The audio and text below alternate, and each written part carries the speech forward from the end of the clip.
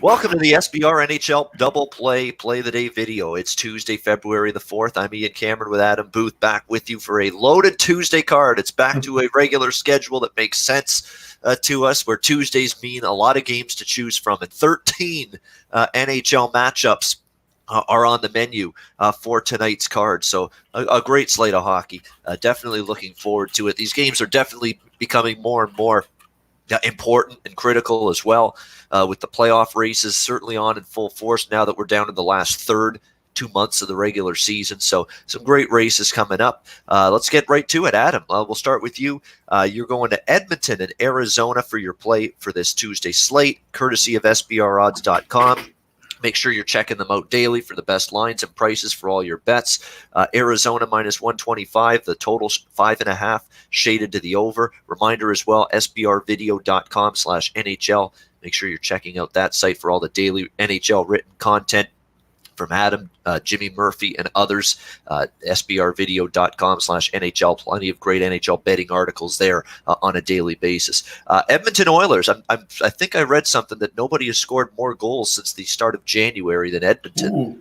They have been absolutely on fire, and you give them credit for that. They've been excellent offensively.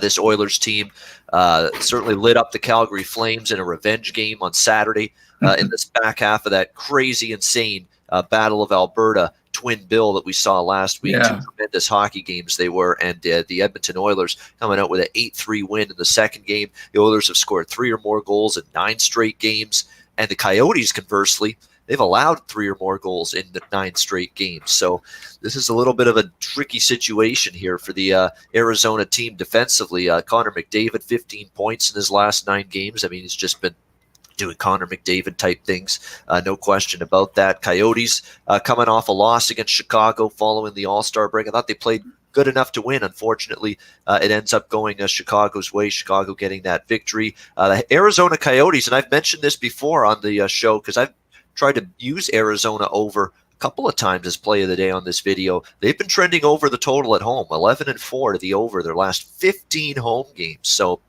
something to keep in mind here. I'm in total agreement with this. This was actually play of the day consideration for me as well. I ended up going with something else, but I love it.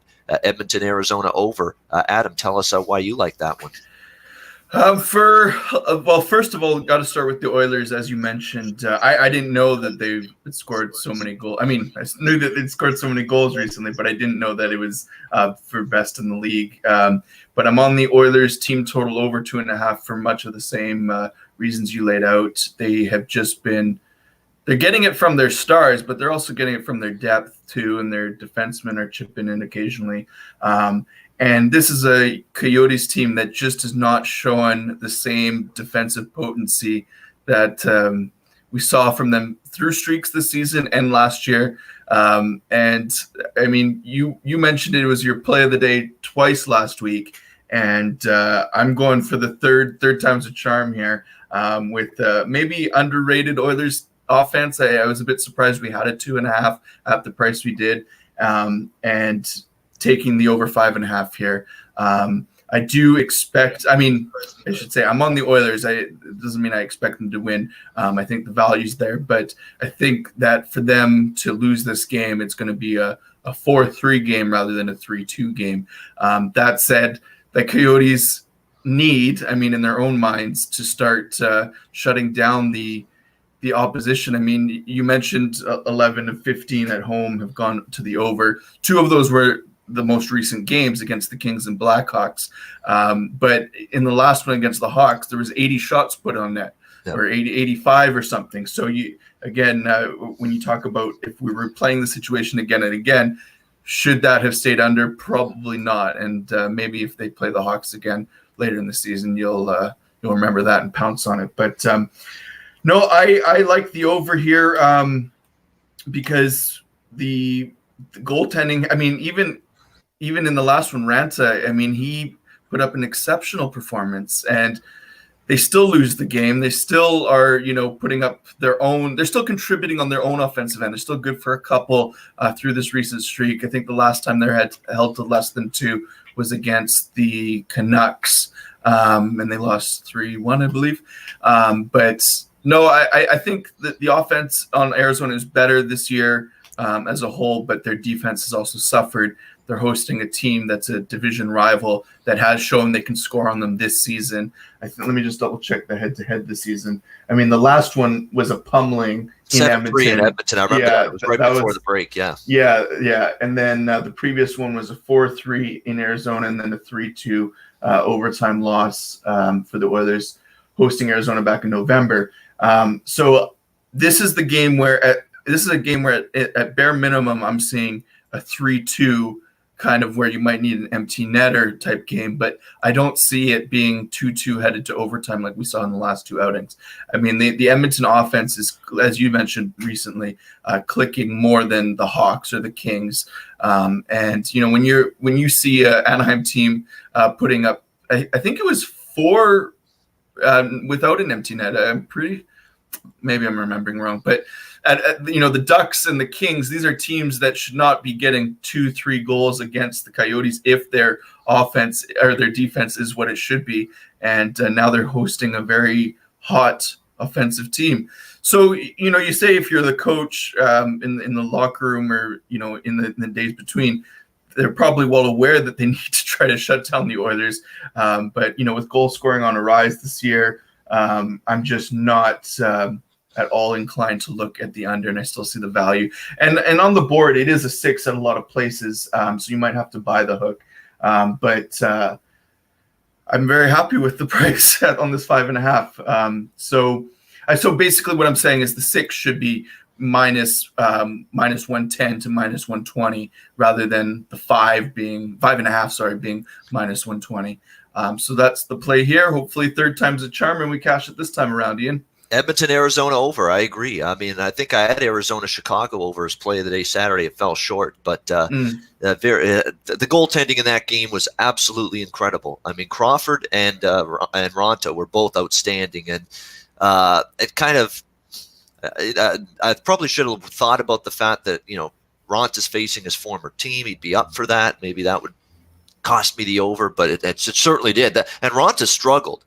Okay, Ronta hasn't played well, but boy, he played a lot better in that game against Chicago. And I think it was playing his former team fired him up. Simple as that. I mean, he was backing up Crawford for years in Chicago with the Blackhawks. And Crawford has been quite good lately for the Blackhawks. He's looked like he's turned back the clock and played much better in recent games after struggling early on. So it was just a great goaltending duel. And you give them both credit for playing so well in net in that game. There were chances. There were shots galore, quality chances galore. But again, the goalies were outstanding. So that's probably the main reason that stayed under. And it's probably leading the value to go right back to the over tonight with Arizona, because there's a good chance that many shots, that many chances, or something close to that tonight is going to result in more pucks hitting the back of the net in this game. So Oilers Coyotes over 5.5 for Adam. My game now, it's New Jersey and Montreal. We've got a lot of things going on here. Montreal minus 125, minus 130, road favorite, total 6 shaded to the over. So we got a road favorite here with Montreal. We know New Jersey, okay? We know. They're not a good team. They've struggled all year. It's been a disappointing year. We know that. We get it. I want to talk about Montreal here and why I think this is a bet against team tonight. A, they're struggling. B, that was a catastrophic loss, I think, Sunday afternoon for them against Columbus. That is a team you need to catch, all right, for a wild card spot. That is the team that you need to track down. And you lose that game and you fight back. You fall behind, you fight back. You fall behind again, you fight back. It was the turnovers again, Ian. Turnovers again. Exactly. Yeah. And then you lose it in the final minute with 4-3. Columbus scores right after that to regain the lead again, and they win, and they get no points out of it, and they lose 2 more points of ground to the team that they have to catch for a wild card spot. Now they're 9-10 points back now. Yeah. You know what? It's almost to the point now where we got to lower the casket, get the shovel out, put the dirt on it. I don't know about that. I think. Well, the thing is you fall behind this time of year. You're already behind in the standings, and then you're losing games you really shouldn't. And yeah, it does look dire for the Habs.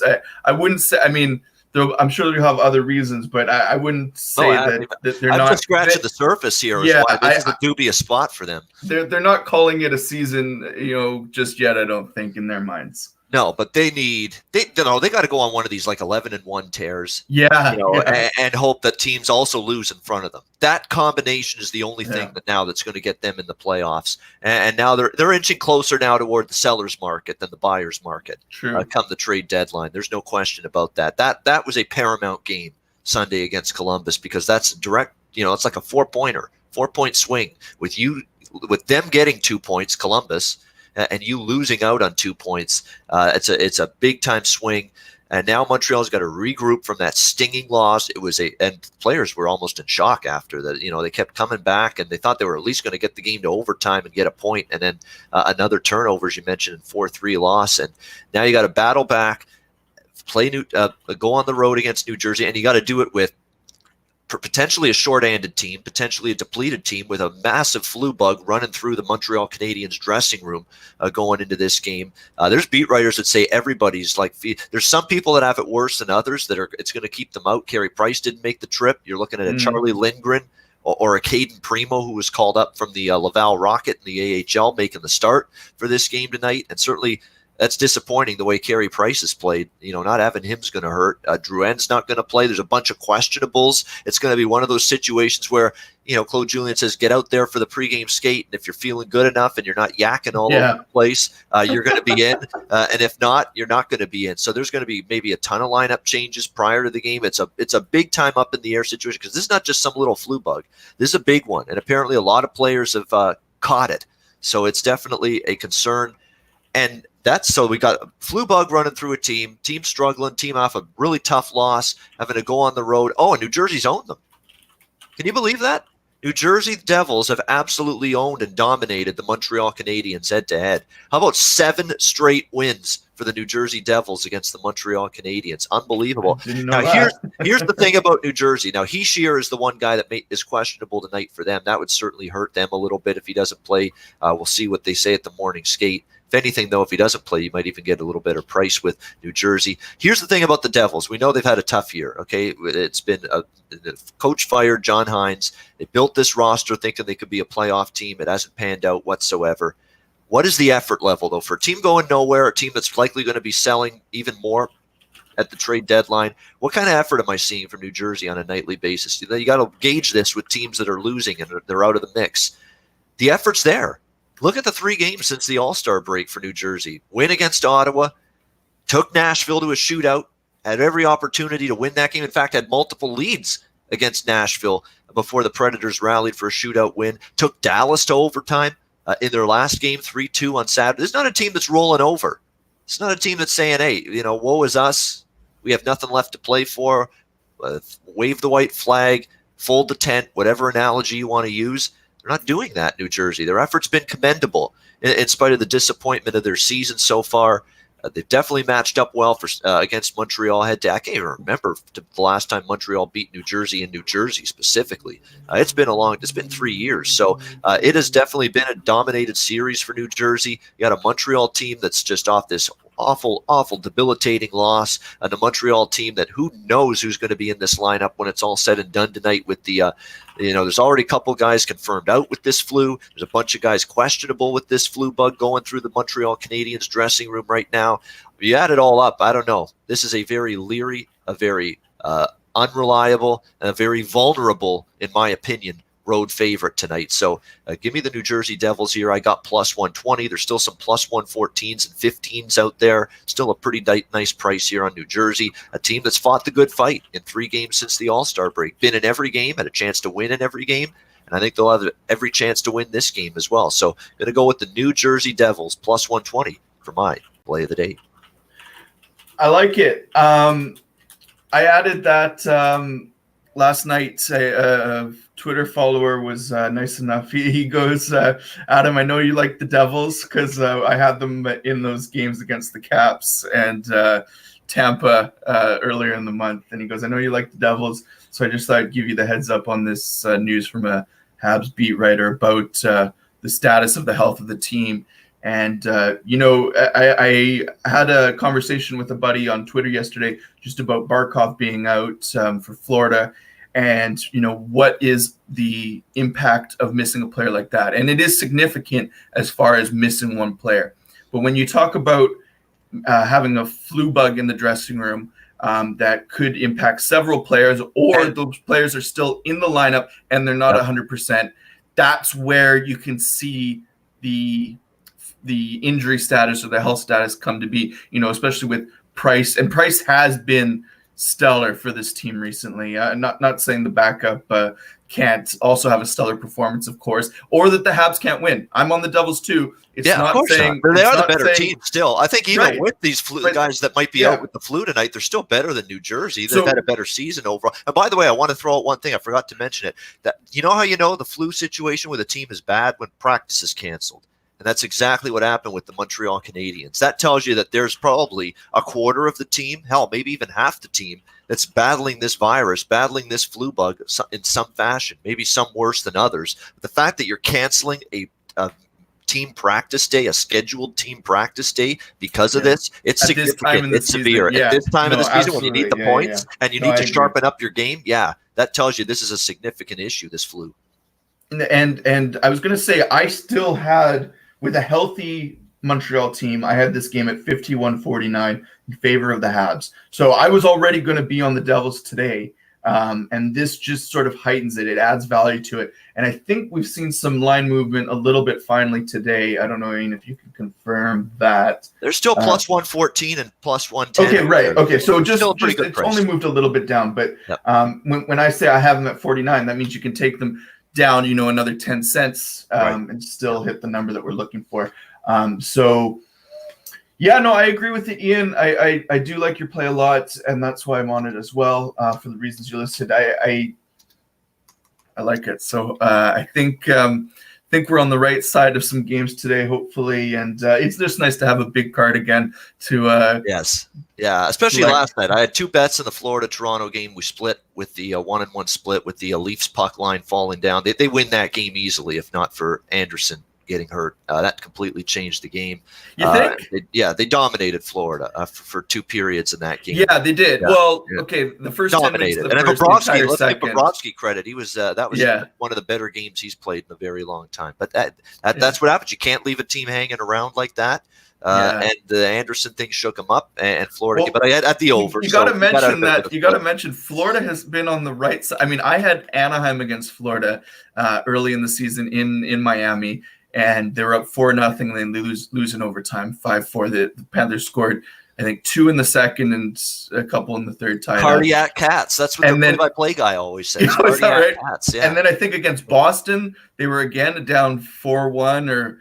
They were down 3 or 4 goals as well late in the game, came back and did it there. Who else did they do it against? Minnesota, I think, took a lead against them in the third. They've done this a few times this year. They don't look that stellar in the first. It kind of reminds me of a Tampa Bay team a bit. And with their offense, you just anyway, we've covered it. I like the plays, Ian, and good luck.